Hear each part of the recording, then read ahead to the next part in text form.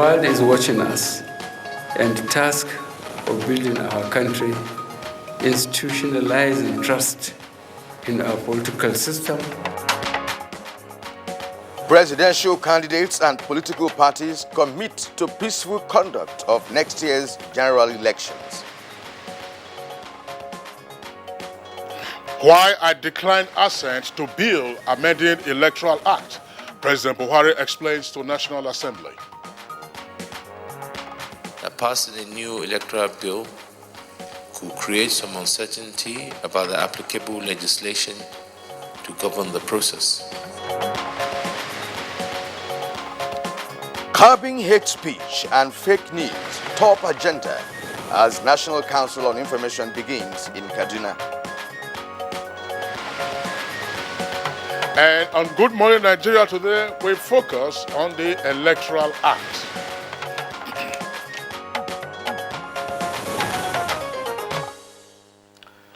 The electoral bill is again dominating public discourse in the past few days, Kingsley, perhaps due to the president's withdrawal of assent.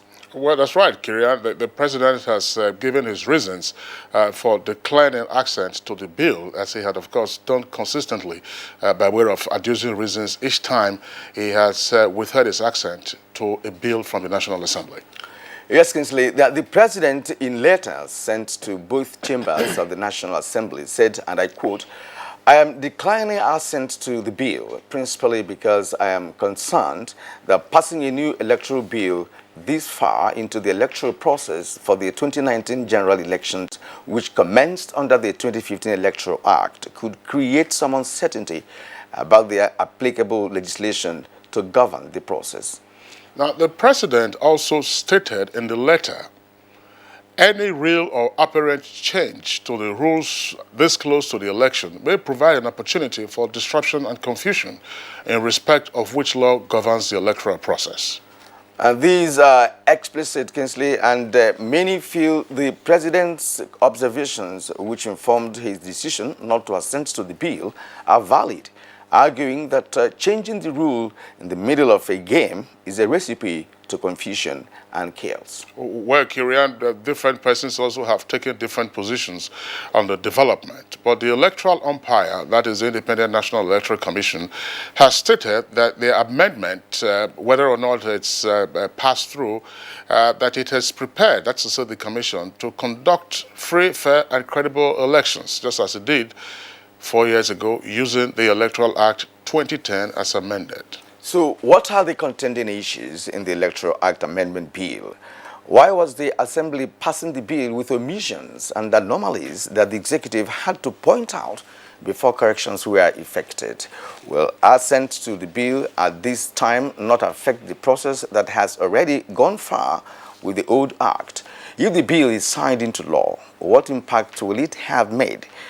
What is the standard international practice as regards duration to election in amendment of electoral bill?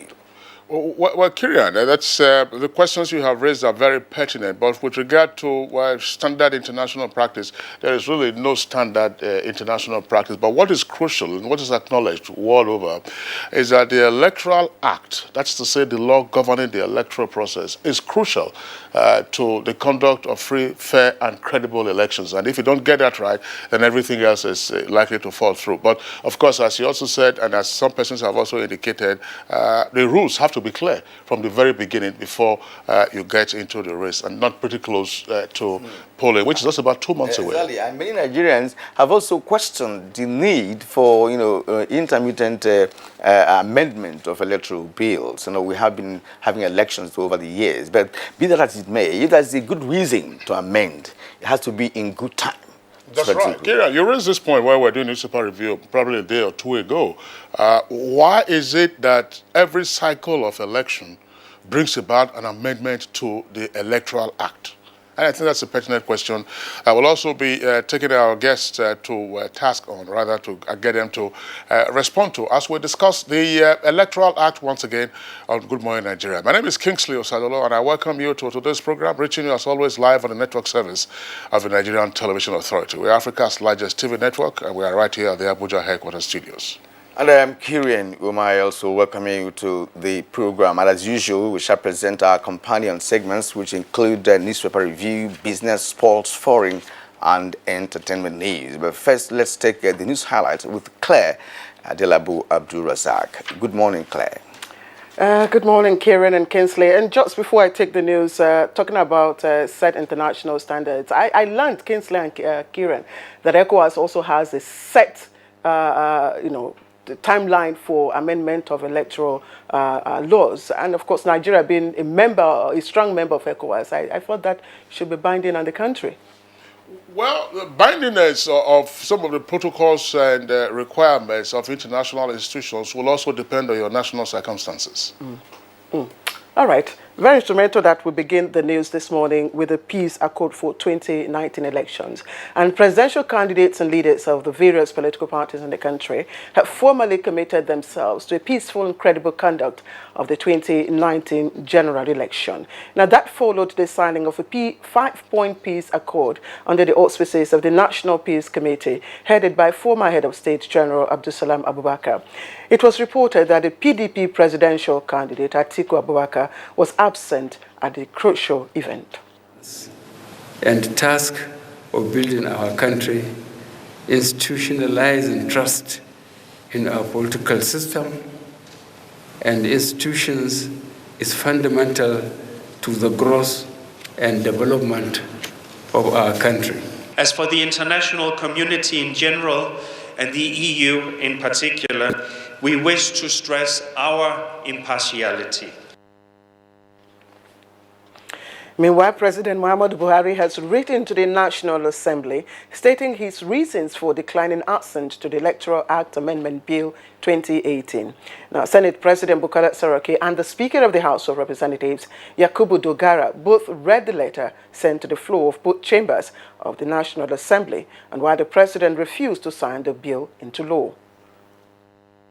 I am declining assent to the bill, principally because I am concerned that passing a new electoral bill this far into the electoral process for the 2019 general elections, which commenced under the 2015 Electoral Act, could create some uncertainty about the applicable legislation to govern the process. This leads me to believe that it is in the best interest of the country and our democracy for the National Assembly to specifically state in the bill that the Electoral Act can be applicable to elections commencing after the 2019 general elections. And Nigerians have once again been called upon to ensure that another set of general elections are conducted in peaceful atmosphere that will depict Nigeria as an indivisible entity among the Committee of Nations. The Christian Association of Nigeria reiterated this at a press conference to usher in the 2019 general elections, while praying for divine guidance as the nation got it right in 2015. It's a sacrifice. You need to know that the world is not created for you alone. They should go speak to their consciences and should not set the nation ablaze because of. And moving away from electoral matters, the National Council on Information is meeting in Kaduna with a view to curbing the effects of hate speech and fake news in the country. I appeal to the media to thoroughly verify the credibility of news materials before going to the public. So go to the source, try and verify the story. If you can't verify it, that one of the basic rules in journalism is anything we are not sure of, leave out. And President Muhammadu Buhari has expressed Nigeria's formal appreciation to the government and people of Switzerland for their support in resuscitating the nation's economy, especially the return of illegally stolen funds. He stated this while exchanging views with the new Swiss ambassador to Nigeria, George Steiner. And the federal government says the era of absconding after collecting funds for project is long gone in Nigeria. Minister of State 1, Power, Works and Housing, Mustafa Baba Shehuri, gave the warning while inspecting federal government housing program in Asaba, Delta State. And on Monday, if I didn't see him, take the necessary action to see that I revoke this contract. All right, those are the news for now. Join me again at 10. But Kingsley and Kieran will be back, and I wish both of you break a leg. Unemployment, notably youth unemployment, features strongly in our party's manifesto. We intend to attack the problem promptly through revival of agriculture.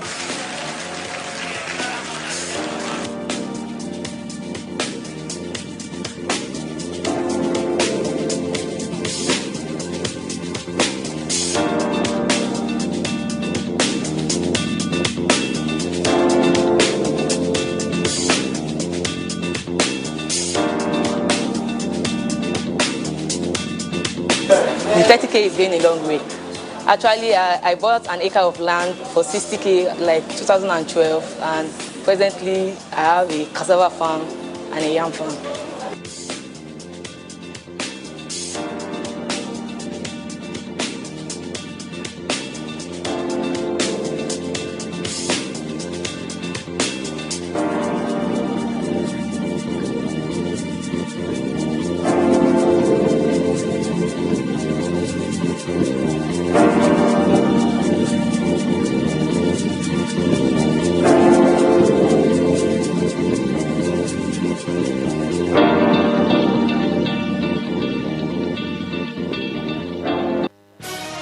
Reorganized, trained, and fully equipped, we are the new improved Nigeria Police Force.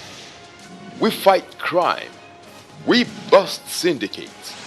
Whatever the crime, wherever the hideout, the Nigeria Police Force will get you busted. Stop kidnapping, armed robbery, murder, pipeline vandalism, and other criminal activities. Be productive. Be security conscious. Join the police force to secure your life and property. This message is from the Nigeria Police Force Public Relations Department.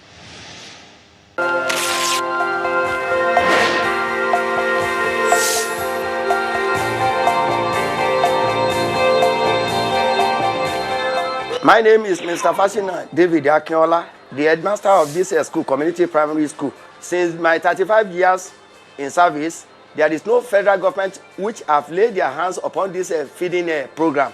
And I encourage the federal government of this Nigeria to continue in this laudable program, being helpful to the masses.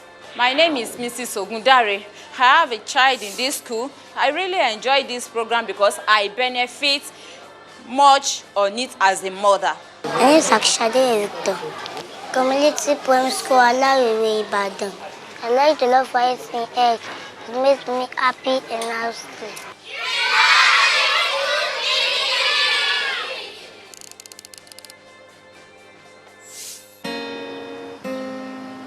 What's up? His friends didn't come. Hey, let's practice. But you're going out. Don't worry about me. Nothing satisfies a mother more than seeing a child grow up. But I know as he sweats, he'll face the risk of germs which can cause skin irritation. That's why you need the new best ever Dental Cool. Its new advanced formulation with extra menthol protects from up to 100 illness-causing germs and gives your family icy cool freshness. Growing up needs Dettol protection. Cadbury Hot Chocolate 3-in-1. A delicious combination of rich cocoa and wholesome goodness of milk. Just add hot water to get an instant chocolatey treat that delights your senses.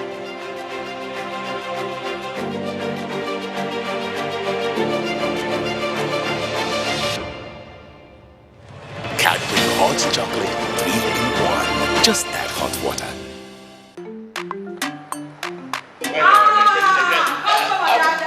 Madam. Brought us as usual. As usual. You have no problem. For the three you are welcome, sir. As usual, yeah? Welcome. You take that one. You don't understand? We want Nigerian homegrown rice. Finish. You don't have? Join the rice revolution today. No other rice that tastes like Nigerian rice. Are you sorry? That's the Nigerian rice we are talking about. Chocolate made in Nigerian rice. Healthy food. I'm going to bring Mrs. Mobu to come to chocolate rice of made in Nigeria here. And see how it are made. Correct. And how they are cook it. Correct. Homegrown rice are good for your health. It boosts our economy and give employment to our people. This message is brought to you by the Federal Ministry of Information and Culture. You in the air-conditioned office with the itchy throat. Strepsils.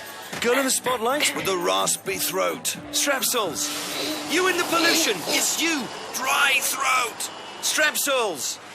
Hello in the downpour with the scratchy throat. Take Strepsils. Strepsils, with its soothing medicinal ingredients, will heal the harm done to your throat from external factors. Strepsils! Strepsils! Strepsils, for a dry, itchy, raspy, scratchy throat. And the program is Good Morning Nigeria. And now let's go to business. Vice President Yemi Osinbajo restates commitment to make Nigeria an investment destination. Chimaobi Watanaji has details of this and more on Business News segment. Vice President Yemi Osinbajo has described Nigeria as a leading investment destination for potential and serious investors, emphasizing that business opportunities are abundant and increasing in the country.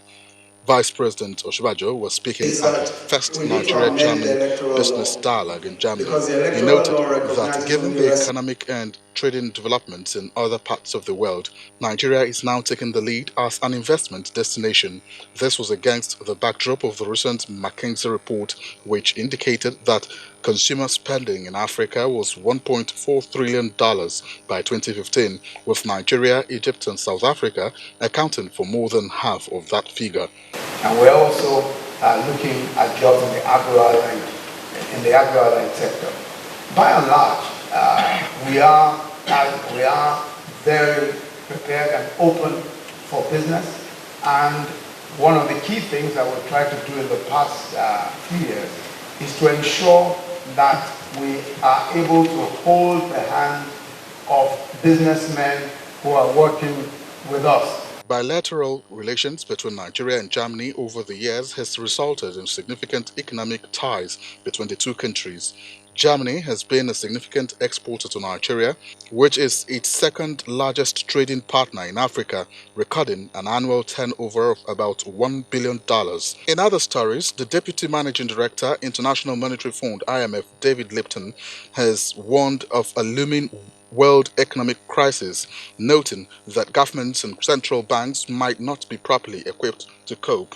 The IMF Deputy Director was speaking at a banking conference where he advised key players and industry stakeholders to monitor global economic indices and make adequate preparations. He also warned that strains could leave policymakers under pressure and in uncharted waters.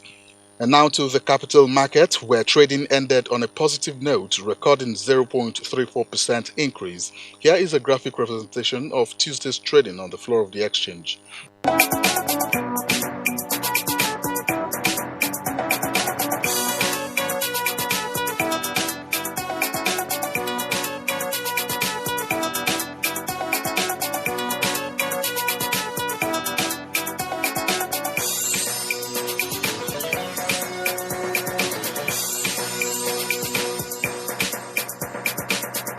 With business news, I'm Chimaobi Watanaji. Thank you very much, Chimaobi, for the business package. Next for us on Good Morning Nigeria is a review of the newspapers.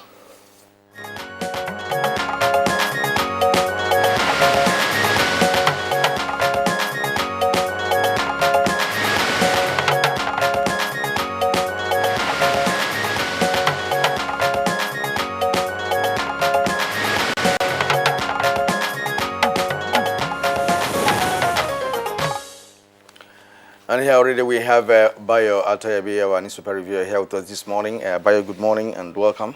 Good morning, Kilian. Thank you. Yes. Good morning, Kinsley. Good morning, Nigeria. Good to see you. Thank you. Kieran, let's begin with you. Yes, we begin with the Daily Independent newspaper. Let's go straight to the main headline of the Daily Independent newspaper. Avoid bloodshed. Abdul Salami Gowon beg Buhari, Atiku, others. It has 3 riders here. As president, others sign peace accord. Maintain neutrality, Buhari urges INEC and security agencies. Why I wasn't at peace accord meeting, Atiku.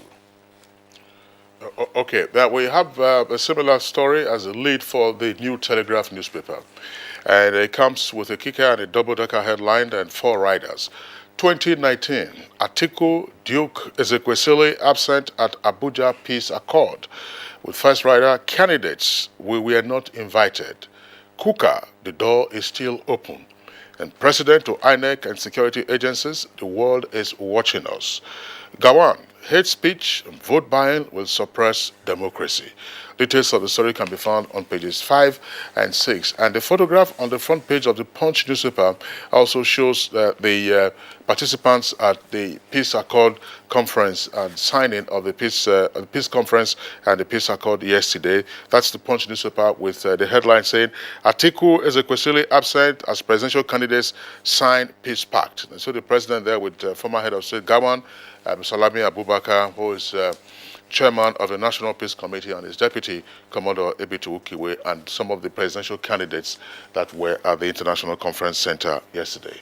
Let's go to Bayer first to discuss the story, and then we'll return to the other. Yes, indeed, the chairman and presidential candidates of many political parties yesterday signed a peace accord. The commitment is to ensure that there is peaceful conduct before, during, and after the 2019 election. But not all the 73 political parties that have registered to contest the presidential election of the 91 registered parties that were there. The All Progressive Congress was led by its chairman and presidential candidate Muhammadu Buhari. The candidates of the PDP, Alhaji Atiku Abubakar, was not there. So also were absent were Allied Congress Party, Obiageli Ezekwesili, Social Democratic Parties, Donald Duke, Young Progressive Parties, Kingsley Moghalu, and Action Alliance, Omoyele Sowore, among others, did not attend. The chairman of the National Peace Committee, former head of state, General Salami Abubakar, said the accord is an undertaking to ensure peaceful, rancor-free election. There were indications by a spokesperson of Atiku Abubakar campaign organization, Mr. Paul Ibe. He said that his principal was not invited.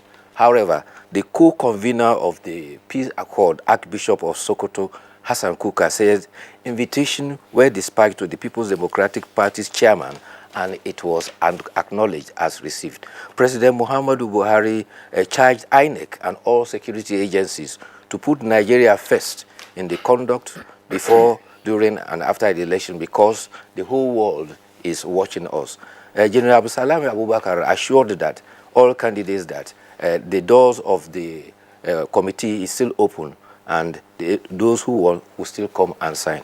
A spokesperson for the People's Democratic Party, Kola Ologodia, admitted that there was communication gap about it all. But the caution was raised by the chairman, Abdusalami Abubakar. He said politicians must learn to lead by example and temper their utterances and actions with responsibility and patriotism.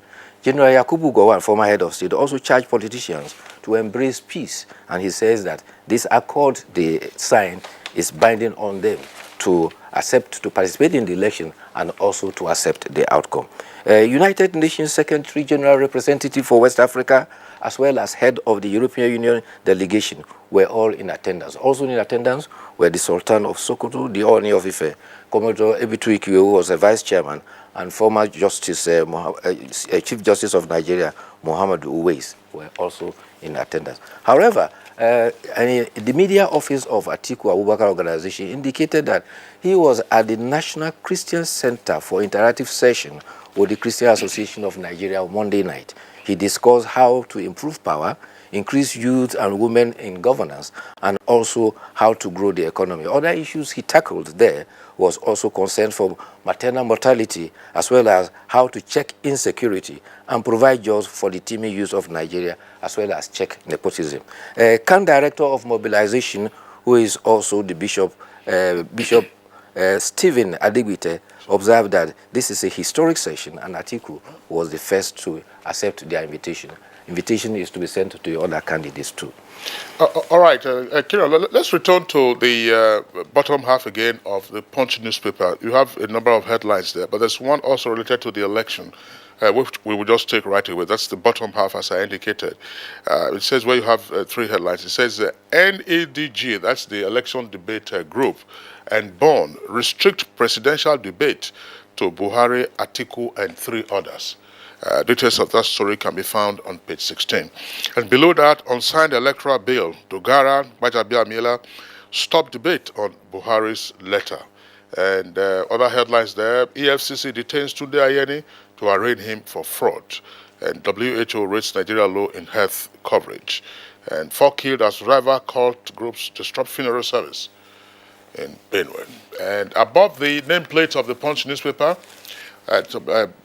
newspaper of the Punch, the top half of the bottom, I take that again, the top of the Punch newspaper. Investment inflows into economy dropped by $2.66 billion in Q3, that's quarter 3.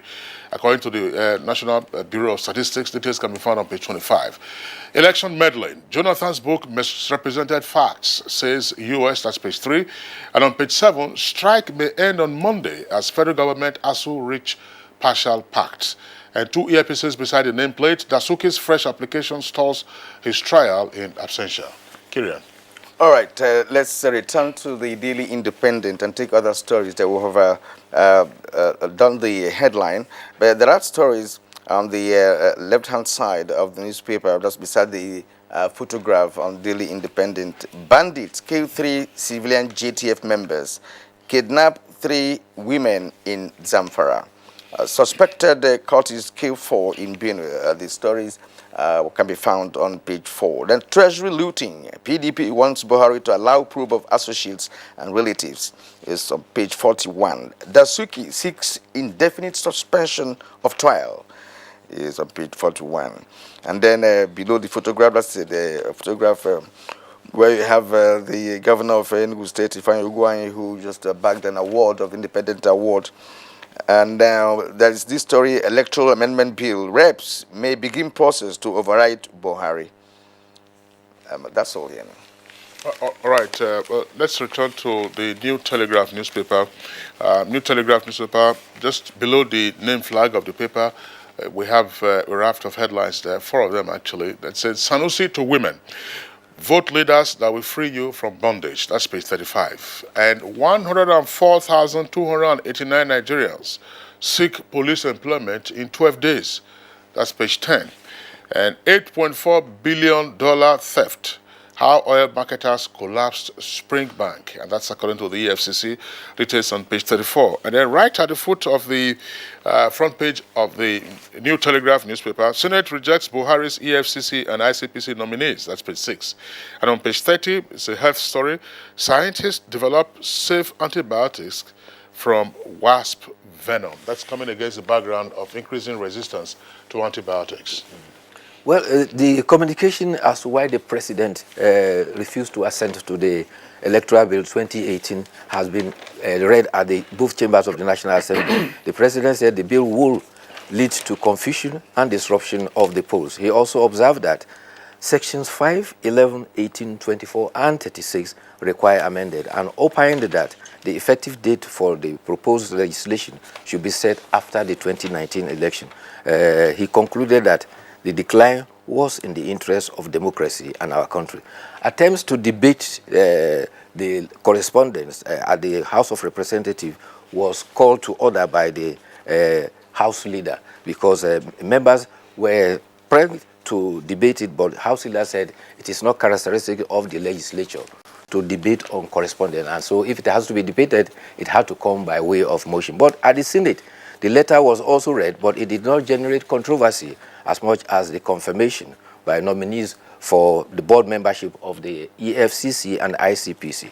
The report of the Anti-Corruption Committee and Financial Crime Committee, led by Senator Chukwuma Otazi, was for the confirmation of was accepted on the basis of their qualification, experience, and suitability. However, the committee observed that the nominees were of North Central, Northeast, Northwest, and Southwest, noting that the Southeast and Southwest were not represented, as required by Section 14.3 of the Constitution, referring to the Federal Character Commission. Senator Victor Ume opined that people are investigated in all parts of Nigeria. The Commission cannot fight corruption satisfactorily if some parts of the country are not represented. He also pointed out that, curiously, the chairman was from Northeast, the secretary was from the Southwest, and therefore, as board members, it means that 2 zones had double representations, while 2 other zones were not represented. After going through executive session, which had to be called to avoid rowdiness, the Senate President, Dr. Bukola Saraki, announced that the stepping down of the confirmation for more legislative work. All right. Okay, now to the editorial for this morning, taken from the Daily Sun newspapers. This is titled, The Need to Train Teachers. The recent revelation that 5,400 primary and secondary school teachers in the country failed the professional qualifying examination is not acceptable.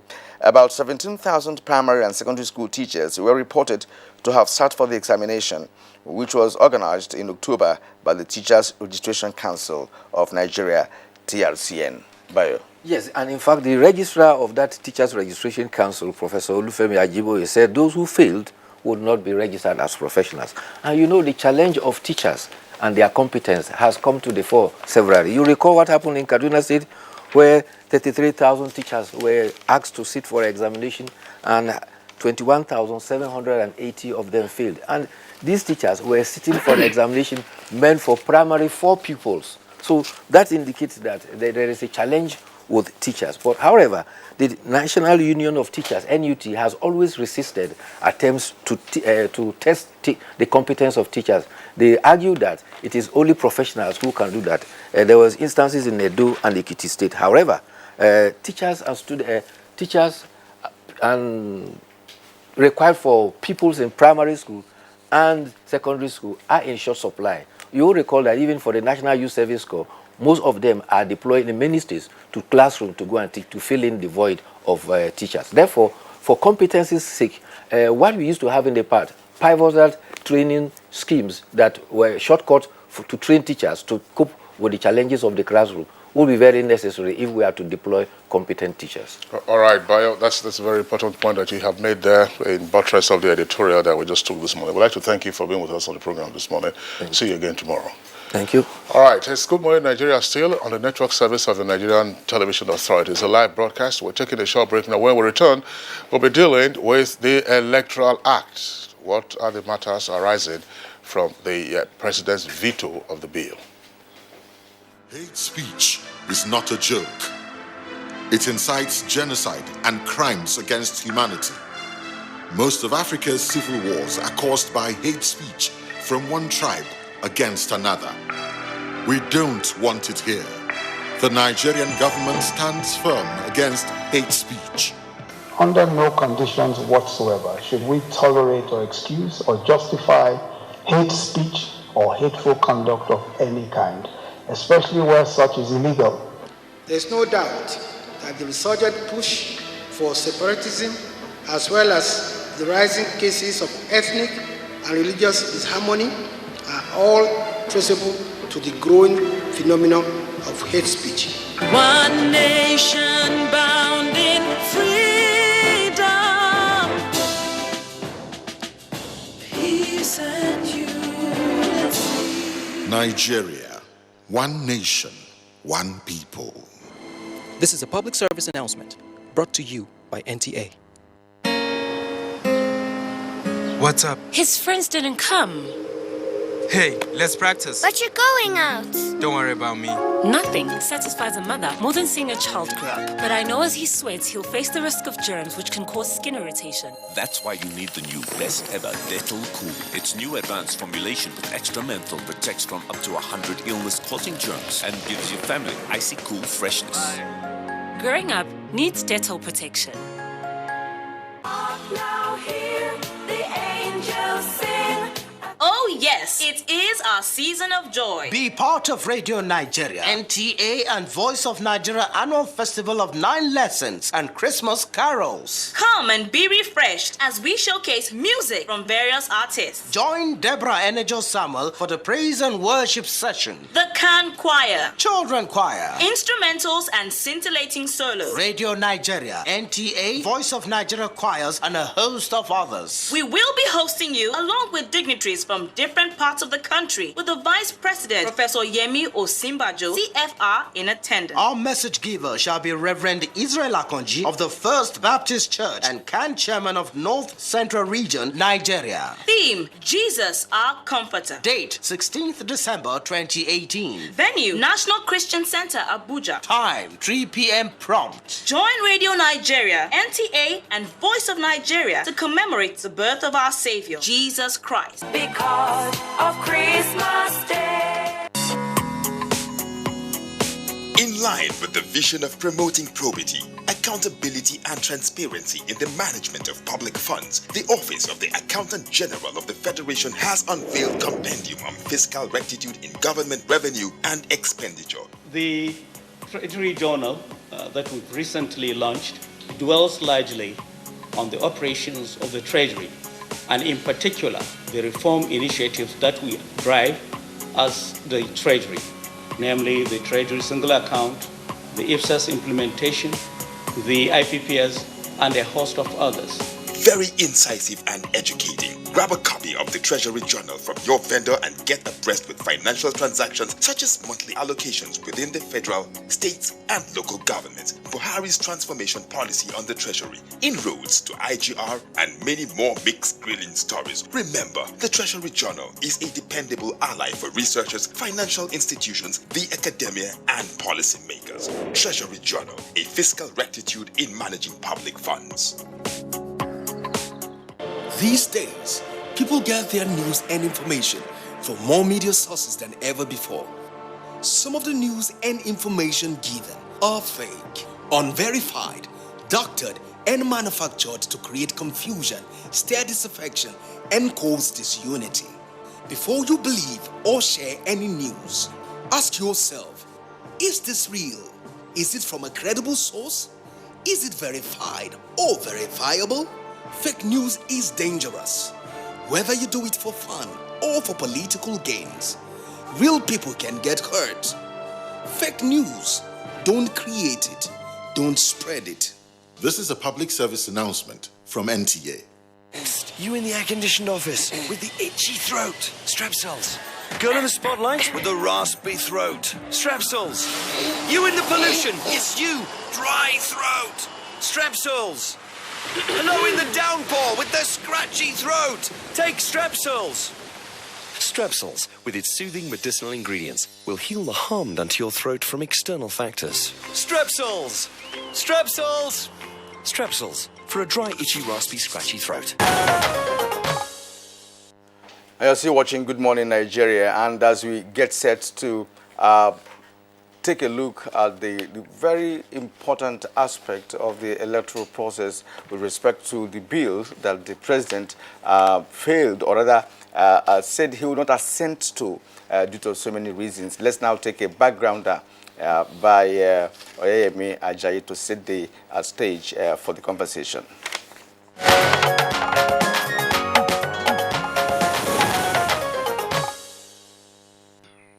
For the fourth time, President Muhammadu Buhari declined assent to the amended electoral bill passed by both the Senate and the House of Representatives. While on the three other occasions, the president pointed out anomalies, including the omission of the card reader. The president this time explained that the best time for assent is after the 2019 general elections, as the bill is capable of causing uncertainty and crises in the country, still emphasizing the need to amend some portions of the Electoral Amendment Bill. That includes Section 18 of the Principal Act, which he said should indicate the subsection to which the substitution of the figure 30 for the figure 60 is to be affected. He also highlighted Section 11 of the bill, wherein amending Section 36 should indicate the subsection in which the proviso is to be introduced.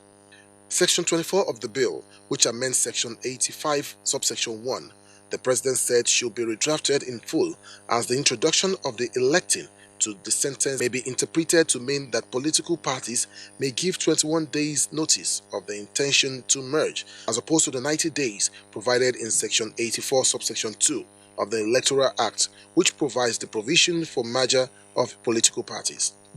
The definition of the term ward collection officer is also in contention with the executive, saying it should be revised to reflect a more descriptive definition than the capitalized and undefined term registration area collation officer. However, this development has generated reactions from different quarters, with some, including coalition groups, believing that the president's decision is in the country's best interest, while others are of the view that it is a drawback for the country, as it serves the purpose of enthroning a strong framework to guide the election. Despite all this, the electoral umpire has announced that, amendment or not, the Commission's efforts to conduct free, fair and credible elections is sacrosanct, and that the 2019 election is on course. Why is the Assembly insisting on the amendment now, when they had all the time to do so before now? Is the 2015 Electoral Act not good enough to conduct free, fair and credible elections? How valid is the President's position of the amendment capable of causing uncertainty on applicable legislation to govern the election process? Guests on Good Morning Nigeria will address these and more shortly.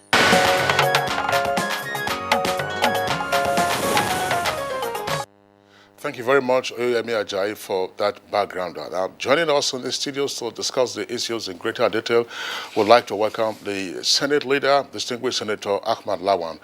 Distinguished Senator, pleasure to have you on Good Morning Nigeria. Thank you very much. Good morning, Nigeria.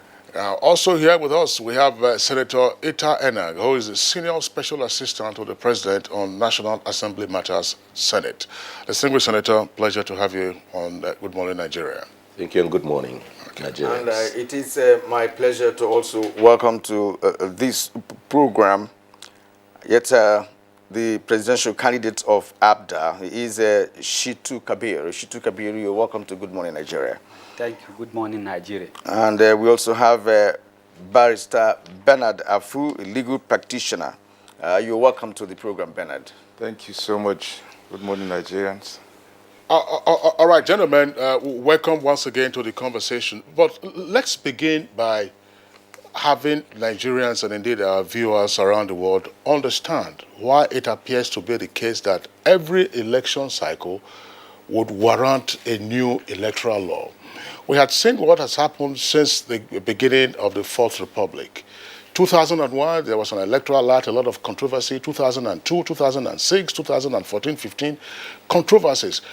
Is it necessary that each election cycle will warrant a new electoral act? Let's begin with the Senate leader, Senator Lawan. Well, thank you very much. Let me say that a society will always develop one way or the other, and you have to be alive and alert to ensure that the dynamics are taken into consideration. Whenever there is an election, especially the general elections, certain issues that may not be very obvious before, or certain challenges could easily come up, and the job of the legislature is at that stage to try to remedy the challenges. And that is to say that it's maybe very difficult for the legislature to see issues that require their attention and yet say, well, forget about it. Why should we be amending or making laws every election cycle? So it is very important that if any challenge or challenges are identified by the legislature or indeed by anybody in the process of either general elections or any elections, the best way to go about it is to ensure that we remedy the situation through the process of lawmaking. So it is an inevitable thing until such a time when our election process and procedures would have been near perfect or perfect, if there would be anything like that. But definitely, there must be very conscious and concerted efforts at all times to ensure that we improve our ways of doing things, so that even if we had very good outcomes in 2015 elections, we should be aspiring for even better outcomes in 2019 and subsequent elections. That, I'm sure, is the reason why you see the legislature always making efforts to amend or create some new laws, make laws to ensure that we have better outings in our elections. Well said. Senator Ita Enang, you have been a member of the National Assembly for so many years, and you must have been involved in amendment of electoral laws, as the Kingsley just mentioned. Now, does it really mean that care has never been taken to ensure that all the substances required to carry out an election was never captured in all these periods that you have sat to amend the laws, electoral laws? We just had an election in 2015 that everybody heralded. And just 2 years after that, there is another amendment, going on that is about to bring a kind of a controversy close to the election. Now, if you assent to what Senator Lawan had said, why should it be? Is that what's obtainable in other climes? Yeah, I think every election produces election petitions. And election petitions sometimes will either lay the ground that there is a conflict between electoral process, between electoral law made by the legislature and the Constitution. Or sometimes it lays out that there is conflict between, or there is wrong provision in the law as it relates to the election, or that there is a wrong provision which ought to be corrected. And so after every election, an election petition, what the government does sometimes is to see what did the court say, what should be corrected. In 2001, 2002, when we made the first electoral act, I was in the House of Representatives then, we inadvertently included elections to the local government councils. Myself and Dr. Ahmed Lawan were in the House of Representatives then. We included that election, and we were challenged out to the Supreme Court, and the court decided that the National Assembly cannot make a electoral law for the local government in all the states, that our powers to make laws related only and is limited to the Federal Capital Territory where we act as the House of Assembly. Now, after that, we had the 2005 to 2003 election. Issues arose and were determined. Then we had the 2007 election. It led to widespread other issues, which led to the setting of up committees. And it was then determined that instead of amending the 2001-2002 legislation, that it was appropriate to have the 2010 legislation completely and wholly repealing the earlier provision. Therefore, every election produces some characteristics, some challenges which needs to be addressed by new legislation. But as of today, the legislations have so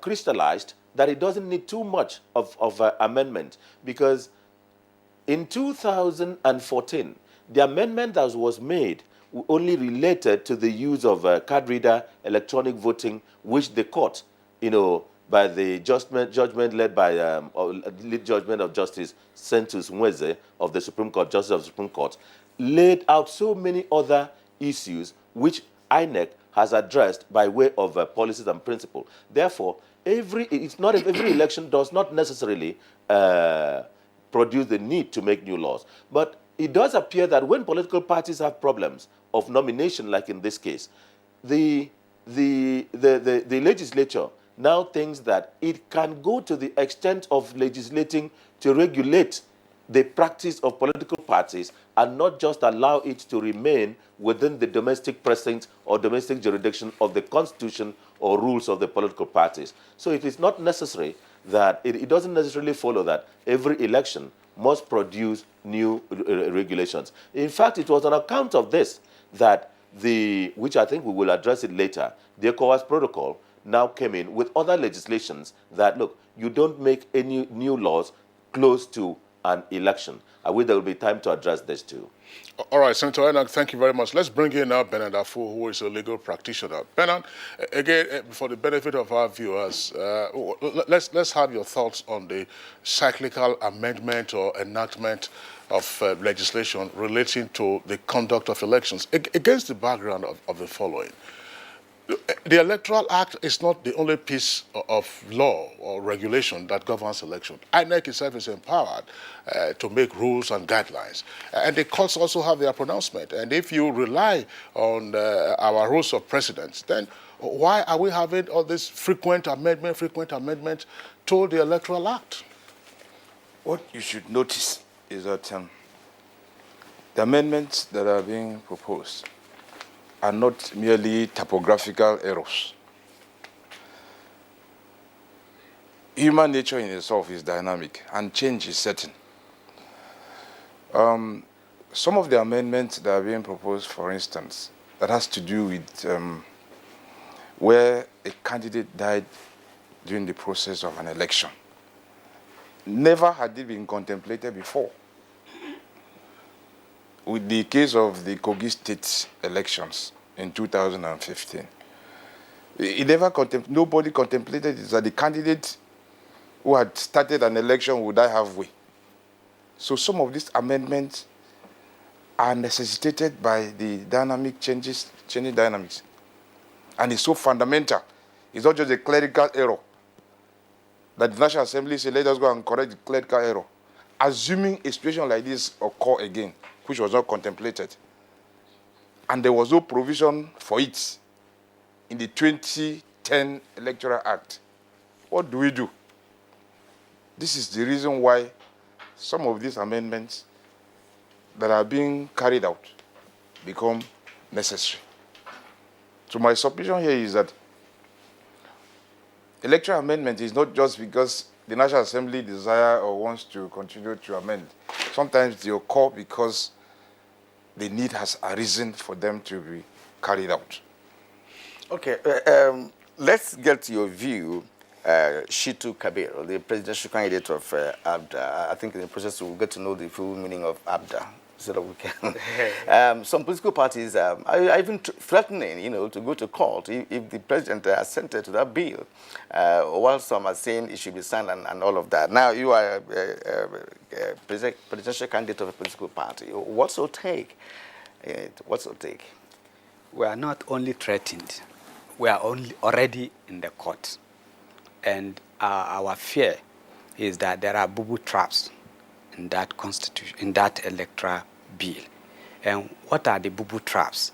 If you look at the provision for electronic transfer, electronic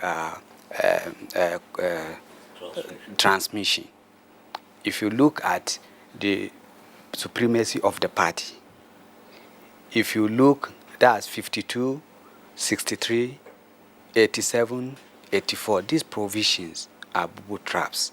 And if you look, society are being governed, yes, by constitution, but with also a moral. And if you are patriotic and have national interest guides us, there is no need for us at this hour, 2 months to election, to say we are going into amending or putting a new bills. This is where our suspicions come from. And our suspicion is that, let me come from the political party side. Political parties, you are now saying supremacy of the party, or the party cannot give some certain guidelines to its candidate aspirants. Now, as we are talking with you here now, there are lists of governors that has not yet been officially published. To even presidential candidates have not yet been officially published by INEC to say these are official that will contest under this election. Then, if president have signed this bill and take out that aspect of political parties giving guidelines, people will now capitalize on that and go into court, and you start having litigations. And when you start having litigations, it will derail the election. Why do we hurriedly? We always like to hurry and take ourselves and run it into. We should be guided that it is the law are not made, man are made for the law. It's not the law that we must also morally and then let national interest guide us. What does it pace you when all this provision now push us? And the same group of people today that are saying, let us, immediately they lose election. They will capitalize on these provisions and derail the electoral process and will get ourselves into anarchy. When you get Nigeria into anarchy, what do you want us to achieve? Is this scaremongering? Yeah. Is this scaremongering? You say? Is this scaremongering? Yeah. You must all right. All right. You know, let me. We're talking about booby traps and electronic transmission of results and so on. What are these booby traps? Will those booby traps be eliminated if the electoral amendment bill were passed in 2019, after the 2019 elections, or even if passed now with effect from after the 2019 elections? Will those booby traps not still be there? But if, let's assume this electronic transmission, now Americans that are advanced in democracy find Russian hacking, alleging that Russians hack Trump election. And up till date, you are having that problem with American. What are the facilities that INEC has put in place to guide these hackers? What are the facilities? Have they trained their staffs? Have we been able to enlighten our electorate to say this is what will happen? These are boo-boo traps, because what time do you, excuse me, what time do you have let's pause you. Let's pause you. Equipment? No, let's pause you. Let's pause you in the meantime. Let's pause you in the meantime so that the other guests will have the opportunity of responding to this. Just very briefly, I mean, talking about hacking and so on and so forth, electronic transmission of results. I covered a number of the general elections in South Africa. I mean, last, of course, was in 2004. Our results were already being transmitted electronically from the various provinces, and there was no issue of hacking. But that's the point, to pause in the meantime. I return to Senator Ahmed Lawal. Senator Lawal, one of the recurring reasons for Mr. President withholding his assent to the bill on the 3 or 4 occasions that he has done so is referred to drafting and clerical errors. What is happening with the National Assembly? Is it that there's little attention being paid to the laws being drafted and then being finally transmitted to the president for his assent? No, I think we have very committed and dedicated staff of the National Assembly who carry out their jobs very patriotically. But of course, whenever we say we need a lot of funds to run the National Assembly, the Nigerian public will say, well, the National Assembly is already taking too much. Here we are. And this is a case of a situation where we need competence, we need expertise, we need skills, we need training and retraining, we need motivation for our staff. And I tell you, we are learning so fast from those observations that Mr. President have been making each time bills were taken to him for his assent. So it was not like negligence, but sometimes errors occur. And for me, I think it's an opportunity to make a case for National Assembly. Yesterday, by the way, the Senate passed the condition of service for Parliamentary Staff Association of Nigeria, our staff. And that is an effort, an attempt to make our staff really feel good, be motivated, and carry out their normal legislative duties extremely well. So it's not negligence, but sometimes they're handicapped. And I believe that we can do better if we give them a better condition of service and of course, continue to support them. And also, I think it's clear to us that the president himself, by the way, the senior special assistant to the president is here, but it tells you how meticulous the president and his team are when it comes to assent or lack of it whenever we send bills to him, because you see very minute observations on minute issues, and that is to say that they have gone through every line to see and ensure that before appending his signature, that this is a bill that when it comes into law will be very useful, will change the course of history for the better, and so on and so forth. So on one side, Mr. President is doing well by showing out, by giving us the indications of some of the inadequacies. But on the other side, we need to make our National Assembly, our staff, train and retrain and make them better staff, so that our products are products that cannot be faulted very easily. Senator Lawan, I think Kinsley had to ask that question, because considering the caliber of people at the National Assembly, the personal experience for so many years, and we still record the kind of anomalies and omissions that the president spotted, not just in one occasion or two, but more. Right, so that's why I want to ask Senator Ita Enang, who is an experienced National Assembly member. Now, the president has carefully pointed out these omissions and anomalies, and that is the crux of the matter, because delay in deliberating on this bill at the National Assembly, and of course, the president's refusal to assent to the bill because of his findings, brought about all these issues. Now, in your opinion, did the National Assembly do a good job of this bill? With respect to the fact that, the final time is returned to the president, it cannot be assented to based on certain reasons.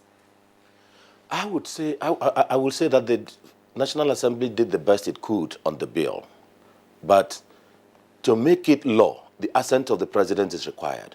And when if the president assents to it, it binds the president, the legislators, all Nigerians, it becomes a law.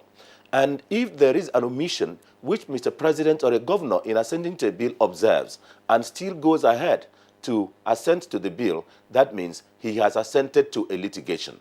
It's like where we used to say in law that buying land from a certain family in Lagos, as at that time, was buying a lawsuit. So he will be creating a lawsuit. Now, so the president and his team, all of us, if it is something minor, we normally have what we call a back channel, which is normally headed by the Speaker of the House of Representatives, which we just draw attention.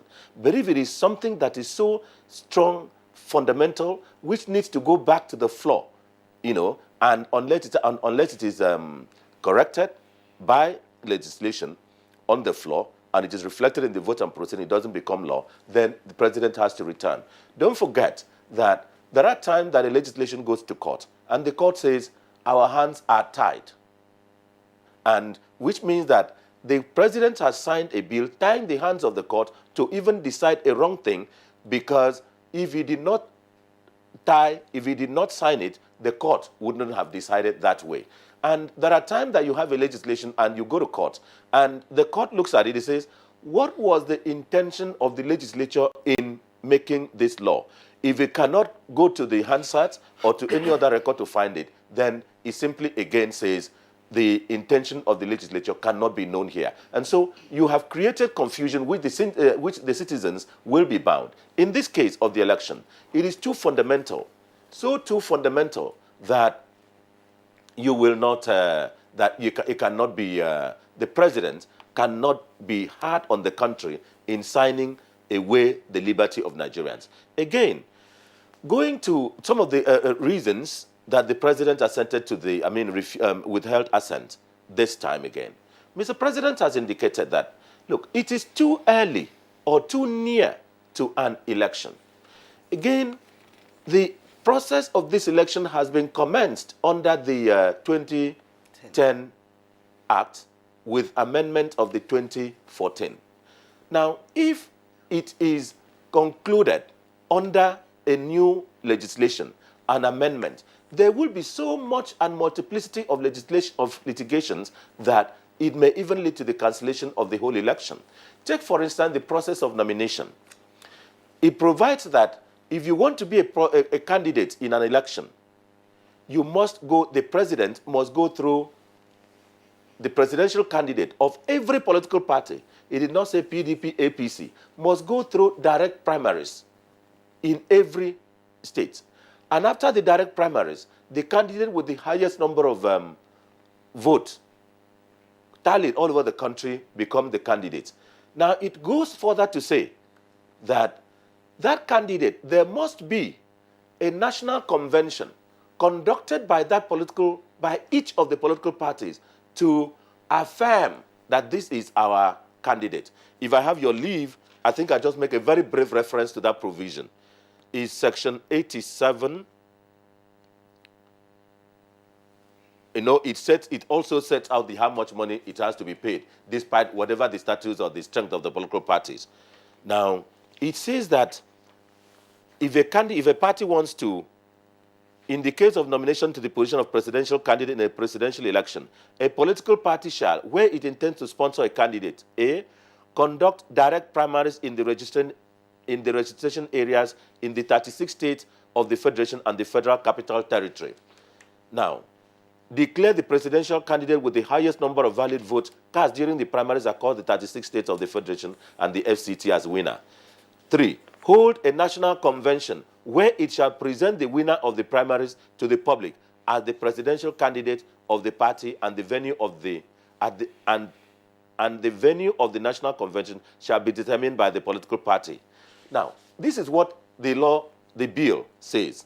If the president on 5th or 6th of December assents to a law of this nature for conventions and congresses which choose candidates around September, October, and the candidates have been filed, and they were chosen under the 2010 Act, and then this comes into effect, it will lead to a multiplicity of litigations that all the other candidates, including my friend Shitu, will no more be qualified to be a candidate because his political party did not, or may not have, let me not say, so that INEC will not come after you, may not have held a direct primaries.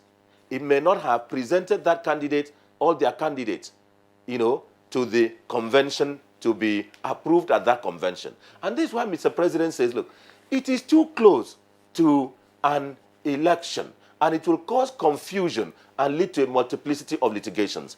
Please let me conclude this with a reference to the protocol to which Nigeria is a state party. No, just before we will come to the override, the overhang of accent to various international protocols or conventions, in particular ECOWAS. But there are two issues that you have dealt with. One, you've gone in now into the substance of the provisions relating to the nomination of candidates for the presidential election, for instance, and why the president withheld his accent. Now, there was also the issue you were dealing with relating to why the legislature, would appear to be less than thorough in their proofreading before forwarding to the president for his accent the bills that they have passed. This is happening this year. I mean, let's face it. Is it that they have a challenge of editors in the National Assembly? And the errors are not just simply clerical. They are also, the president pointed out in one of the letters, and I think Senator Ita and I, we had it on Good Morning Nigeria at that time, where the president pointed out cross-referencing errors. So what is the challenge of getting, a team of your staff, whether they are motivated or otherwise? If you don't have staff, then you get consultants to go through line by line and be sure that what you are transmitting to the president represents the true intent and the true intent of what you have passed as a legislature. Why are we? This is not the first time we're having a National Assembly. Why is it that on this occasion, even they're just throwing and throwing over apparently very worrisome clerical and editing errors? Thank you very much. I want to say with respect and with greater respect to my brothers and colleagues in the National Assembly, in the legislature in Nigeria, and I want to repeat again for the third time, I give them due respect. But I want to say that let the legislators in Nigeria that know that they were elected as legislators. They were not elected as supervisors. That the legislation itself ought to be the job of the personal job and assignment of the legislators. Now, I have been raising one point, and I've raised it twice perhaps on this program and in a lot of places, that after a bill has been passed on the floor of the legislature, it should no more be touched or tampered with by the draftsman by the legal department, so that the legislature on the floor can take responsibility for what they are passing. I remember that the present clerk to the National Assembly, Sani Omolori, was then the director of legal drafting. And we had so much problem in terms of bills on the floor when I chaired the rules, as I chaired the Rules on Business in the House of Representatives. I went with Sani Omolori as as director of legal drafting, to the deputy clerk to the National Assembly then, and asked him that, look, let a lawyer be attached to every bill that is being considered, so that at the drafting and every stage, every drafting error, every technicality could be addressed. And I know the clerk then was very angry with us. Now, because there was a protest by the clerks or the secretaries that the lawyers want to come and take over their job, I explained to them as chairman of Rules and Business that, look, they are not taking over their job, but they are simply providing the legal, technical drafting assistance to make sure that the bills go through particular, pure, decent, and past drafting test. Again, there was this problem that is happening on the floor of the legislature. When the report of the bills are brought, sometimes you see the presiding officer say, Clause 1 to 10, Clause 11 to 20, Clause 20 to 25, which means that, at that time, the legislator, not all the senators and members of the House, would have read each of the clauses, and they cannot then take responsibility for what has been done. We have this example. If you look at the petroleum industry bill, if you look at the petroleum industry bill and a lot of other bills, you see that after being passed, you will see that there is a difference between what is passed and contained in the vote and proceedings and what is passed and contained in the Hansard, that is the verbatim report, and what is actually drafted and finally drafted and forwarded to Mr. President. Therefore, the legislature, I raised this very seriously when we had a conference on this matter at Le Meridian Hotel in Calabar, in Lagos, in Uyo, Akwa Ibom State. I raised it in a conference by the National Assembly Service Commission. I raised it in many fora that there can no more be, because at that stage, what is redrafted does not have the imprimatur does not have the seal of the mess. So it becomes like a decree. Therefore, I want to plead again that legislature and legislation is a full-time job. You are given the job to go and legislate and voted for and catered for and given 5 staff to the senators, 5 staff to the House of Representatives, to each House of Representative member. They are supposed to have helped you at the stage of proofreading, but it is you who was elected, who has a seat on the floor, that takes responsibility for the actual correctness or otherwise of what you have passed and what has been legitimized by the mess and sealed by the gavel. Please, I need to intervene here. Okay. Even though the question was directed at him. Let me, first of all, say that some of the impressions created by Ita were wrong. When he said we have 5 aides who are supposed to help us proofread, I would have loved a situation where he would tell us the 5 aides.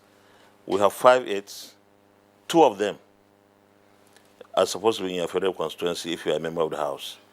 If you are a senator, 2 are supposed to be at your senatorial district.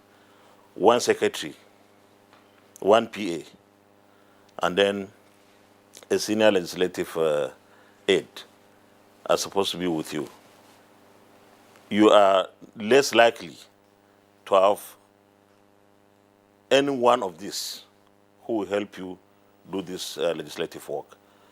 Secondly, let me say that the legislature recently, especially in the Senate, because we have noticed that we receive a lot of observations from the executive whenever we send bills, we decided to have another gate. After we consider a bill, we still engage the legal department to see if there are any observations they could make. And we bring the bills back. So it's not like from there, it will just fly to the presidency. It doesn't happen that way, and Senator Ita knows that. So we do our work as diligently as possible. And he also said that sometimes presiding officers will say clause 1 to 10. Whenever you see a situation of this nature, every possible work would have been done on the bill. 2, that the bill is not a controversial bill at all. It's something that everybody is in agreement. And we try to, in situations like this, ensure that people who are supposed to work on the bills, the committees and the legal department, have taken every possible step to ensure that nothing goes wrong. So it's not like we don't do this work committedly, or we do the work hurriedly, or that we have some other things to do elsewhere. So I want to assure Nigerians that we do our work to the best of our ability as legislators. Our staff do their work to the best of their ability. But of course, I've admitted that our staff need motivation. And legislation requires some skills. Some of the staff we have need training and retraining. And that's why I was saying that when the National Assembly will put in some bills, that is funds, to ensure that we have a climate, a conducive environment for us to do this work thoroughly and very well for the benefit of Nigerians, I think we need the support of Nigerians on this. But on the whole, I think what we require is working together with the executive arm of government. We are not in competition. We are supposed to be in cooperation. When we engage, sometimes when they bring bills from the executive arm of government, they also have errors, and to make errors is human. There will be no day in this world that you will never have an error in something that a human being does. It will depend, of course, on your experiences and other things that you can easily maybe try to resolve. All right. Thank you, Senator Lawan, for defending his constituency. Well, it's well understood. But we are talking about the to and fro for a number of times. That is where Nigerians are asking many questions. And nobody is in doubt of the fact that the National Assembly members are doing their job. But when the job becomes questionable, especially at that end, where you are centered to, it becomes a challenge. And I want Barrister Afu to come in here. Senator Eta Enang has actually exposed the intricacies of a bill drafting and correctness of a bill before it leaves the National Assembly to the presidency for assent. Now, in your opinion, what didn't they do well, with respect to the fact that this has gone, the president returned over and over again? What didn't they do well? And what I'm asking now is also prefer a solution to that effect. Between distinguished Senator Lawal and distinguished Senator China, what they have pointed out to Nigerians is that there's a gap in the competency of some of the staff that assist them. Distinguished Senator Lawal had said that They have 5 staff, 2 of which are supposed to be at the constituencies. One is a secretary and one is a legislative aide. I don't think that drafting is a full course of its own. And so, if they indeed would want to have good drafts, I would recommend that there are so many lawyers that they can engage. If some of them don't have, who can equally either be paid on consultancy basis to look into some of this, even on their own, individually or collectively, or as the committee level, look at the draft carefully, in addition to all that their staff are doing for them, so that some of these unwanted errors will not come up again. Because it's embarrassing, where every time a bill is sent, it's only the president that will notice some of these issues that could have been noticed in-house. So there's a gap in the capacity of those, who are working with them, What about the senators, members themselves? So wouldn't they be also directly involved in proofreading and to affect the correctness of the bill they are sent into? Well, in addition to what Kieran has just asked, it may be of a different nature. But we know we used to have problems with the Appropriation Act or Appropriation Bill. After the Senate, after the lawmakers would have debated and discussed, it is often left to the committee, and then it is in the details that you start finding the so-called padding and so on and so forth, and then they are all bound. Yeah, I cannot speak for them, the National Assembly members. Like they say, they have done their work to the best of their ability. But where these errors are continuing, it therefore means that the best of their abilities that they've put is not enough on their own. If I had to answer you, on their own, to the best of their ability is not enough. But I insist also that there's a gap, between the competency of their staff who are assisting them, because they could spot all these issues and bring them to the notice of... Let me interject again. Unfortunately, I've become... you are the Senate leader. I'm just responding to or reacting rather than having questions of my own.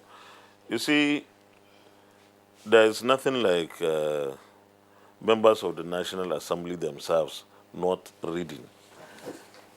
Bills, when they go through the second reading, for example, or the first reading, you get copies of the bill and you read them.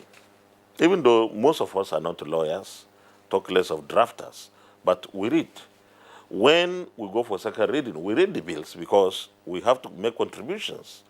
And when the committee is studying the reports, we read the reports. But of course, sometimes you may not detect an error. Sometimes you do. Members of the National Assembly are so meticulous when it comes to consideration of reports on bills, because we debate even the is, whether it is may or shall or this kind of thing as required of us. So we do our job to the best of our ability.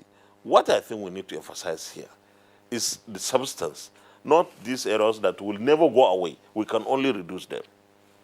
What the National Assembly and the Executive need is to be closer when it comes into our activities, because we are supposed to produce one output.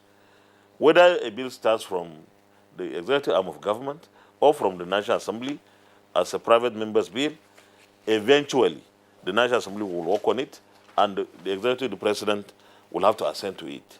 So we need to get closer each time, engage. The engagement between the two arms will narrow down and reduce the possibility of certain errors. Some of the errors may be typographical or clerical or whatever it is, but some are in the substance. There could be some serious disagreement. Let me give you an example. When we had the sequence of elections introduced into the electoral bill amendment, what happened?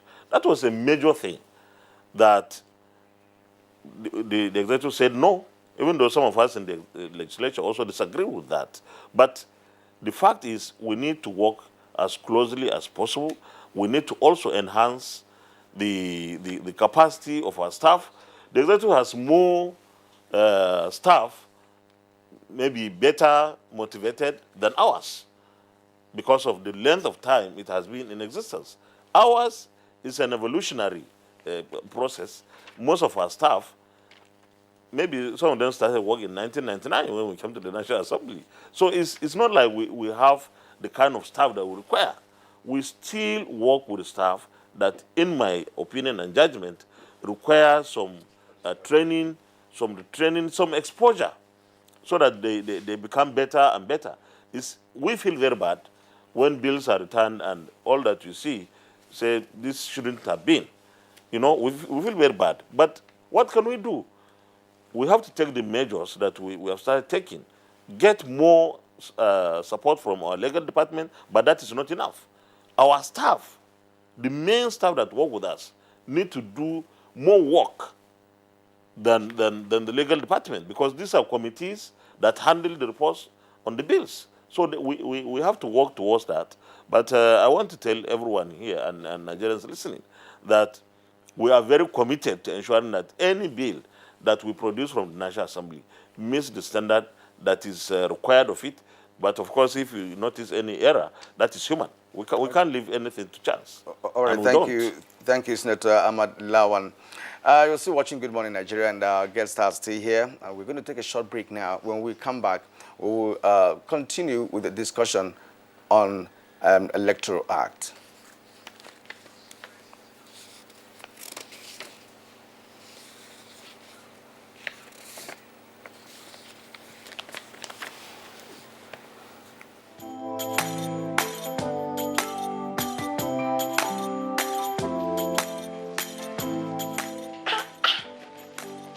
Why don't you people sell imported materials here? Welcome, As beautiful as the shop is. Auntie. Buying foreign goods does not help our economy. Neither does it boost local production. And the good thing is Nigerian-made products are high quality. Really? And to make Nigeria great again, that is why I only sell made in Nigeria products. Because change begins with me. I'm convinced. Change begins with me too.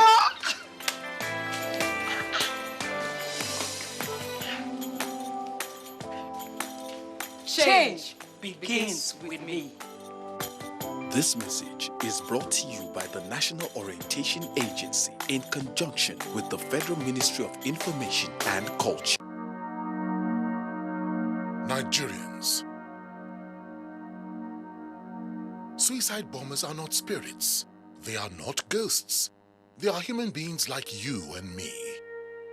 They live amongst us. They are your neighbors. They are your friends today, but terrorists tomorrow. So you must know your neighbor now. Security begins with you and me. Know your neighbor. Be vigilant. Be security conscious. Report suspicious persons, objects, and movements to the police and other security agencies. The security of our nation is a duty for you and me.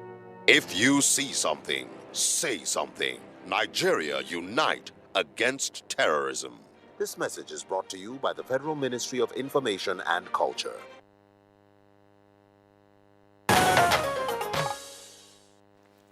All right, you're welcome back, and it's still Good Morning Nigeria. We're live at the network service of the Nigerian Television Authority. We have a number of tweets that have come in, but we'll just go back to our guests and continue with the conversation before we take our tweets. Let's return to Bernard Afu, who's a legal practitioner. Earlier, Senator Ita Enag went into the substance of the amendment, which the president indicated, look, if he signed it into law at this time, would create some challenges. And Senator Ita Enag was saying the process of nomination, how you go about it, direct primaries, conducting a convention, and the president declined his accent on the 6th of December. And Ita said that, look, that would then impact on the processes that began sometime in September. How legally valid is that proposition by Senator Ita Enag, considering that what ordinarily should be relevant is the commencement date of a piece of legislation? Was the Electoral Amendment Act bill intended to be retroactive in nature? Well, what Senator Ita Enag maybe, if I understood what he said, by the processes of the political party nominating their candidates, there's a provision for either direct or indirect primaries in the amendment bill. And so, for me, nomination of candidates is, like the court have consistently maintained, is solely an internal affair of the political party. Whichever amendment is made is to strengthen the internal processes of the political party. Whichever amendment that occur in this new act or the proposed bill is to strengthen the internal procedure for nominating candidates of the political party. In fact, INEC is an observer when it comes to party nominating their candidate. It is the sole prerogative of the political party to choose who their candidate should be. So I don't have any disagreement as to what the new amendment bill wanted to achieve. I don't have any issues with that, because however it is done, if it's subjected to interpretation by the court will tell you, up to the Supreme Court, however the party goes about nominating their candidate, the processes, finally presenting a candidate to INEC, it is solely the affairs of the party. So that section and the various subsections talking about nomination of candidates, I have no issues with that section. It's only enhancing the processes for which the political party has to adopt, and maybe even ease some of the pressure on the aspirants and the candidates who eventually may emerge. There are provisions there in that section, section 87, that even talked about the fees that has to be paid. These are all to ease off the tensions and the challenges that are faced by those who are aspiring to contest elections. Now, one would also think that, with respect to the issue of nomination by a political party, you just pointed out that that depends on the political party itself. Yet, it's one of the provisions, made in the bill we're talking about. Now, some parties could say consensus. We go by consensus. We go by direct or indirect. Right. So one would also question, why is that provision there in the first place? Well, that is just by the way. But I want to ask Shitu Kabir, in your initial comment, you started by going into the substance, as these bills will affect political parties, vis-a-vis the fact that, we just have about 2 months before the election. Now, let's go further into this substance. What else do other parties believe could jeopardize the election if this bill was signed into law? Already from what Senator Ita Enag and from what we have all heard here, Nigeria must be enlightened now that you need training and other things. One, in this bill, you are saying we are just at the middle, 50% into the process, and you are saying, okay, like some party have already done consensus. Some party have already even just nominate with voice vote. Now you come to say it must be by direct primary. You are taking us back, because those parties that are saying if we have surpassed, if the election has been conducted and this bill is signed, then nobody will refer to it. But at the middle now, if you sign it, you are calling for litigations. Litigation in the sense that... I'm sorry to interject you, interject. I asked the question earlier, and Senator Ito Enaga and distinguished Senator Lawan. I'm talking commencement. Every piece of legislation has a date that it begins. Yes. Just hang on a second, that it begins to take effect. If it is retroactive, to say that, okay, this law takes effect from January 1st, 2018, then the fear of litigation would arise. Now, we also know that if there is no commencement date stated in a piece of legislation, the legislation takes effect on the date on which the president gives his assent. So what is the fear of potential litigation, that is what therefore? I'm telling you. As we are talking to you, if the president have signed it, let's assume on Monday, yes. By now, what will happen is that the process is still on. And it's not a process that is already finished. We are still on the process. And people are in court as I'm talking to you. People are already in court. And people will capitalize on that because it has taken effect. List of candidates are not out officially. I cannot tell you officially this is my gubernatorial candidate. Officially, are you a presidential candidate? Yes, now I've been elected by my party. INEC are going through some of my documents to be sure of what I've submitted. INEC cannot disqualify you. You can't go into... No. INEC cannot disqualify you. Court can disqualify me. Yes, that's court, not yes. INEC. Then people will go to court capitalizing on this bill. Okay. to take it to court. Yes, they'll take me that. That's what you are. Yes, as a political party. Yes, and okay. most of the presidential candidates, even there are provisions that there are a lot of litigations that would derail this process. Okay. I know that Senator Lawan has been saying he has not received original questions. So I want to give him. I want to give him an original question, and that has to do with the atmosphere on the floor of the Senate, with the president's, the declining, from signing.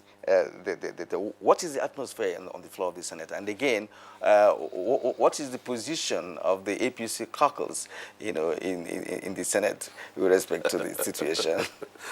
Well, the atmosphere in the Senate yesterday, because I haven't gone yet today, was calm, serenity, love, friendship, and fraternity of senators. After the Senate... Is that the calm before the storm? No, we are talking about... Well, we expect you to be in the Senate sometimes to come. So, after the Senate President read the communication from Mr. President on his withholding of assent, there was no any comments by anybody as we would expect, because we don't have to do that. There's no provision for us to do that. But even from the informal discussions, it appeared to me that senators are determined to deal with this matter in a very mature way, that in a very bipartisan manner, and maybe take so many things into consideration. So we had no issues. As for APC caucus, well, I granted an interview about 2 weeks ago, over 2 weeks ago actually, when I noticed that there was so much pressure on Mr. President from the opposition, PDP particularly. There was so much noise, which I thought was unnecessary, that Mr. President must sign the bill. PDP leadership at the highest level insisted and was like trying to harass and stampede the president into signing the bill. And as a very faithful and loyal member of the APC, I thought the president should take his time with his advisors and look at the bill thoroughly. I insisted, and I still feel that nobody should harass or stampede Mr. President into signing anything. Let him accept to sign or reject based on the available advice by his aides. Secondly, I also felt that Mr. President has signed more bills than any previous president. And even the number of bills that he will send back and say he will show the assent are many. And that is to tell you that Mr. President takes particular interest in the bills that the National Assembly sent to him for assent. Because even if he denies, he refuses to assent, he still must have worked on the bill with his people. So I thought Mr. President required a serene environment and work to ensure that whatever he signed was something that he could easily defend. And in that interview, I said, Mr. President, take your time, and whatever decision you take, the APC will stand by you. That is to say, in plain language, that if Mr. President has signed the bill, we would have loved that. But the fact that he said these are his observations, we stand with him. And it's not only APC caucus. I believe that there are so many senators there, even maybe amongst the PDP opposition, that will see the issues he raised. I was not very conscious of certain things until he said we are too close to the general elections of 2019. And then I went back to look at the bill, and I noticed in section 63, where we are thinking of transmission of results electronically. And I said, perhaps this is where the problem is. We need to test some of these things, because elite platforms, which are supposed to be customized, you are not going to buy them from the shelf. These are things that will be done for Nigeria, and of 150,000 polling units, or maybe 120 polling units and polling centers, putting 30,000, putting together to have 150,000. You need to transmit the results electronically to all the collation centers. We have not tested this at all. And to go into a massive election like that, presidential, gubernatorial, and everything, without testing these platforms, I think it's like taking a plunge into chaos. So I agree with Mr. President that let this bill be assented to. But the proviso there should be it takes effect from after 2019 elections. After 2019 elections, there will still be some elections, maybe runoff, maybe by-elections. Then INEC could start testing whatever the bill will be providing for. And by 2023, by the grace of God, INEC would have gone through the entire process, would have noticed where the challenges would be, and then we apply everything in the act. But I also want to say that I want this 8th National Assembly to make history again by adding this additional bill to its kitty, that it has, during its tenure, passed this Electoral Act Amendment bill by voting to pass it as required by Mr. President, that is to say that it takes effect after the 2019 elections. Otherwise, we have put in so much resources, so much time, and the investment there is so much, because we started this journey in 2016. Right. And after 2 years, we shouldn't just throw it away. We should do something to justify the investment we are putting. And before you conclude, what's the situation in the House of Representatives? Because Nigerians are eagerly waiting for the reaction of the National Assembly since the declining of Mr. President to assent to this bill. People are waiting, and of course there are activities also going on at the National Assembly with respect to that. Can you tell us about what's happening at the House of Reps with respect to this? Unfortunately, I can't tell you much because I'm from the Senate, and when we were doing our plenary, the House was doing its own, so there was no way I could have known what was happening at that time. But from what I read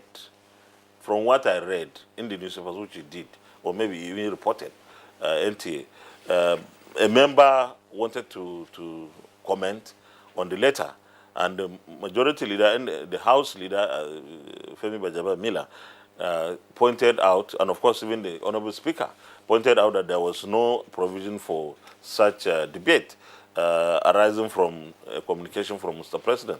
So I have no idea really, but I know that at the end of the day, National Assembly, both the Senate and the House, will work in the national interest and, in fact, work even in the interest of the legislature, that we have put in so much resources in this process, and we should complete the process rather than abandon it. And one way that I would advise that we don't go is for anybody to think that we should go and override the veto of Mr. President, because that will not work out. We are going to work against it in the APC. Okay, thank you very much, Senator Lawan. Thanks a lot for the point you have raised. I want to return to Senator Itai, and after that we will have to be taking the tweets that have come in from our viewers. I just wonder, before I ask you the question, which is the one to return to the ECOWAS protocol, we're hearing about electronic transmission of results. There was some advocacy in our polity that part of the mischief that political actors sometimes and their agents usually did would be to hijack results from one point to the other, and that if you introduce electronic transmission, that it will obviate that necessity. But transmitting the results electronically wouldn't also get rid of paperwork. You have to have paperwork to back that up. If it was a drafting issue, couldn't they have said transmission of results, including electronically? I mean, that's a point to consider at some point, rather than just saying transmit result electronically. If you don't transmit electronically, then the result is deemed to be invalid. It could have been said including electronically. But I return to you, Senator Itai, and the question is, how did the provisions of the bill now turned down by the President come into tension with the ECOWAS protocol to which Nigeria is signatory? Yeah, thank you very much. In 2001, President Obasanjo, as he then was party to a supplementary protocol by the Economic Community on West African States. 15 countries signed that supplementary protocol. And it states in Article number 2 on elections, it states, no substantial modification shall be made to the electoral laws in the last 6 months before the elections, except with the consent of a majority of political parties. A protocol is a set of principles governing the country or governing the main treaty or instruments. Now, Nigeria is a state party to this, and President Obasanjo, as he then was, signed this on the 21st of December 2001. And this protocol is entitled Protocol on Democracy and Good Governance, supplementary to the protocol relating to mechanism for conflict prevention, management, and resolution. Now, this prevents the coming into force of a new law 6 months to the election. And the intent is persons who have prepared for election should know in advance what the laws are. What is today's date, or when was this bill presented to Mr. President? It was presented on the 7th of November. At the 7th of November, elections is in February and March. It is less than 6 months to the time. Now, what Mr. President is saying in his communication to the National Assembly is, and if I read it, he says, this leads me to believe that it is in the best interest of the country and our democracy for the National Assembly to specifically state in the bill that the Electoral Act will come into effect and be applicable to elections commencing after 2019 general elections. This is Mr. President's submission to the National Assembly. I remind you, sir, that in 2014, when we were arguing this about the amendment of the 2010 bill, electoral bill, introducing or attempting to introduce electronic voting or card reader, as it is, Senator Ike Ekweremadu, then president of the then Speaker of the ECOWAS Parliament, and concurrently the Deputy President of the Senate, drew attention to this protocol that as Speaker of ECOWAS Parliament, he will urge that we have to fast track the making of that law at that time so that it will not get into the period limited. Ike Ekweremadu is still the Deputy President of the Senate today. And he was Speaker of ECOWAS Parliament. And we are bound by it. Now, to conclude with the question as to whether it can take the law, if it is assented to, can take a retrospective effect. A law takes effect from the date it is assented to it becomes. But if it is to regulate matters which had commenced and is to conclude then after, it regulates the process. And there will be confusion in the court as to which, it will lead to a lot of litigations, as to interpretation, which one comes in, which law applies to this. Finally, to give an example of what I'm saying, 80% of this election process has been completed by the processes of the nominations. If 80% has been completed, what is awaiting now is the final publication of the list of candidates and the voting for each of the candidates. That is just the 20% that is remaining. If you bring into force an electoral law now, there will be multiplicity of the litigation seeking to govern the other one. I mean, seeking to bring to fore the other. Finally, I draw attention to Section 31, which says, and I will conclude with this by saying, this law says, is about qualification and disqualification of presidential and other candidates. It says that is the bill. If the court, that is, it talks about an affidavit by a candidate contesting election. It talks of the affidavit and says, if the court determines that any of the information contained in the affidavit deposed by a candidate is false, the court shall issue an order disqualifying the candidate from contesting the election, and if already elected, shall not be eligible to recontest another election which shall be conducted within 90 days by the commission. And it concludes, a political party which presents to the commission the name of a candidate who does not meet the qualifications stipulated in this section commits an offense and is liable on conviction to a fine of 5 million naira. Now, if you say that it will take effect after it takes effect on the date it is assented to.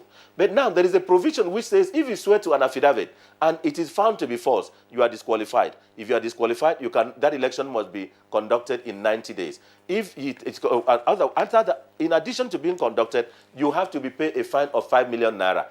This is the reasoning that the president says that it is appropriate that the bill should state that this bill should come into effect after the 2019 election, which is reasonable. All right, Senator Enanga, thank you very much. That's an interesting analysis there. But one other contextual issue here is that of electronic transmission of results, because that can only happen when we have adequate high technology and, of course, highly customized platforms that should be configured, for that. And again, devices that could prevent hacking or distortion along the line of transmission from one point to the other. Right. Thank you so much, our guest. And for now, Kingsley, we'll go to the tweets now. Let me take Abdurrahim Idris Demola. All right. He says, thanks to the president for being pragmatic because he did not assent the proposed electoral bill by the legislature. This is from Festus Akimboewa. Truth is, the electoral amendment bill, which was a legislative bill, took the legislators 30 months to pass because it's controversial and the motive for it suspect. There is need for the executive, the legislature, and the judiciary to work together to give us a durable electoral law. Chinedu Nicholas Mwabonwane, he says the withholding of the assent by Mr. President is commendable considering the time limit, as it may have a negative impact on the preparedness of Nigeria in the conduct of the 2019 elections. Now, Shaineze Esang tweets, now, the intention to change the electoral bill, it's questionable considering the timing. It's called politicking with booby traps. You need a pair of binoculars to see those traps, and the president's binoculars couldn't miss them, and now the schemers are in tatters. Now, Ibrahim Modu Aji, he says the president is skeptical about the electoral amended bill because it is from the National Assembly that delayed the nation's budget 6 months on their desk. Sudden interest of the amended electoral act creates suspicions. The amended electoral bill will surely deepen our nation's democracy. However, I disagree that the existing act won't give free, fair and credible election. Now, Yusuf bin Masood tweets, says the response of Senator Lawrence shows that they prepared the bill due to inadequate skills and training because the formulation is not appropriately articulated. Now, Festus Akimboewa says Senator Lawal should stop blaming Nigerians for the elementary mistakes they made on drafting of the electoral amendment bill, which they themselves initiated. The executive, legislature, and judiciary need to work together to address once and for all this important legislation. Daniel Abiodun tweets, I think it's one of the best decisions by the executive lately. Should those in the Senate be tampering with our laws at will? No, the timing is wrong. Not just the Senate, it actually is the National Assembly. Exactly. And once again says if the section of the amended bill read by Senator Ita Enang, as it concerns nomination of the party's candidate, if such bill was to be assented to, does it mean that all the concluded party primaries will be invalidated by INEC and a new election timetable set? The answer is no. Mutana Farouk tweets, it says the frequency of amendment of electoral laws is germane and also concomitant to the dynamism of the electoral process. Although Mr. President made a decision for not assenting to the bill because of the hastiness from some elements to sign the bill is questionable. Now, from Ibrahim Moluwaji, there is need to have attitudinal change from the political class to electorates in truncating the process of free, fair, and credible election, and not only in constant amendment of the Electoral Act. Undudim C tweets, now the amendment electoral bill addressed a lot of issues with regards to elections in Nigeria. I still wonder why the president declined to assent to it.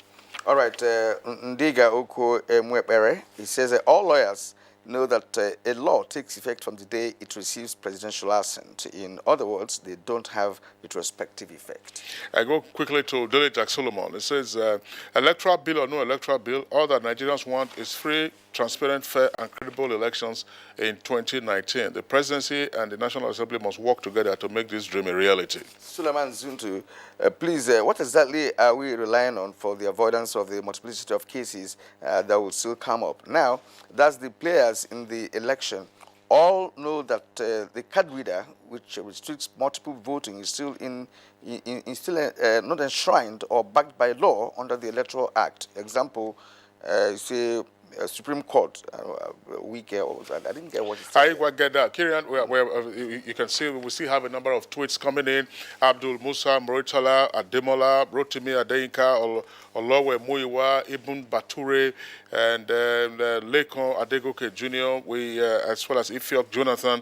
Thank you very much. You have the points that you have raised in your tweets also relate to the matters that our guests have discussed this morning. Of course, it's an issue that we could return to at some point going forward. Yes. On that note, we'd like to thank all our four guests who've been with us in the studios this morning to discuss this issue.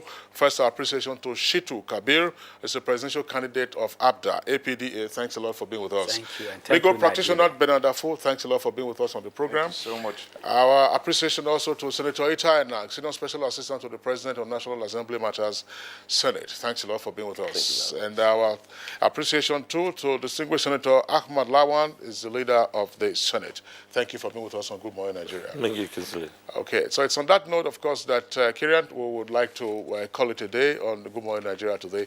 We're back tomorrow, same time, 7 o'clock in the morning. My name is Kingsley. So you have a nice day. I'm Kirian. You might join us again tomorrow for a fresh edition of the program.